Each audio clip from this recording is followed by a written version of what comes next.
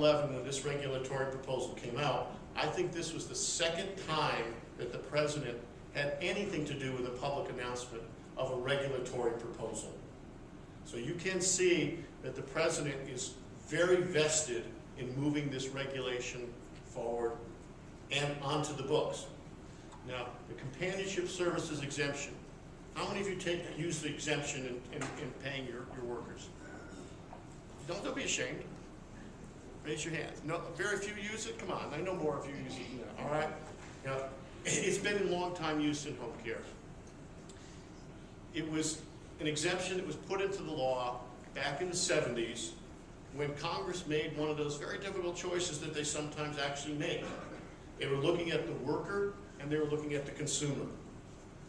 And they favored, in this case, the elderly and the infirm who use what we call companionship services. Companionship services are your personal care attendants. They are your home care aides. They are even your home health aides. They are not the housekeepers, but they are the people who provide personal care and comfort to individuals in their own homes.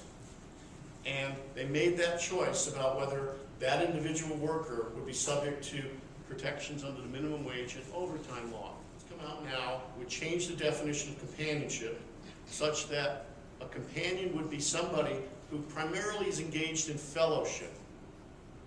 You know, the last time I heard the word fellowship, it was like the Knights of Columbus or something like that.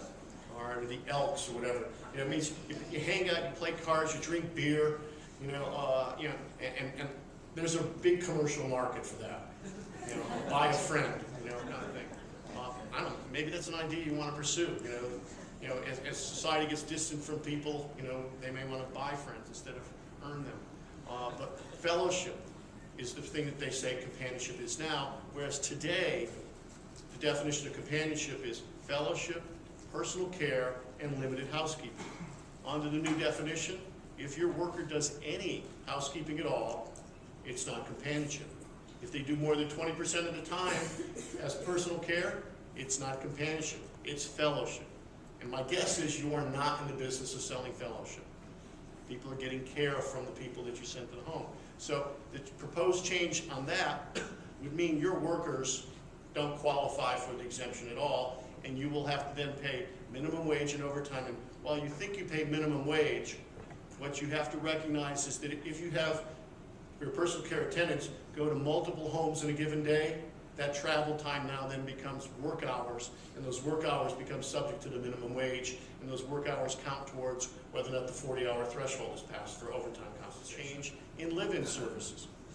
In the past, if they changed live-in but left companionship services the same as it currently is, you wouldn't have to worry about it. But their proposal is to change live-in such that any third-party employed person delivering live-in services is subject to minimum wage and overtime compensation. And the employer is responsible for very significant tracking of hours worked.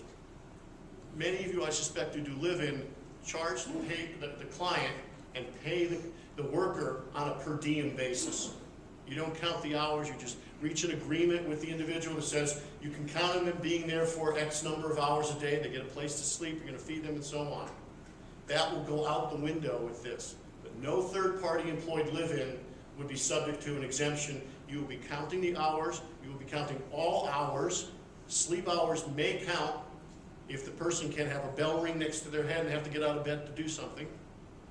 Meal hours will count if the person is responsible for being on duty even while eating, and you'll have to pay minimum wage and overtime compensation. That means every day, we'll be adding up these hours and easily crossing over the threshold. Some states have an 8-hour threshold rather than a 40-hour threshold.